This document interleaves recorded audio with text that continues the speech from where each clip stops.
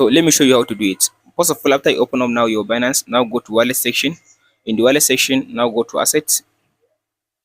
After you come to the asset, now go and find the token or the crypto coin you want to send. So let's say I want to transfer like USDT. I will scroll to down and find the USDT. Here is it. After you select the USDT like this, now tap on the send button. After you tap on the send button, say it will ask you now to type in the address of the coin you want to send. So for me, I'll just copy. I have already copied the address. So tap on this option. After you tap on this option, just tap on this paste button. So now I paste in the address of the token that I want to transfer. So now just tap on this done button and then tap on this continue button.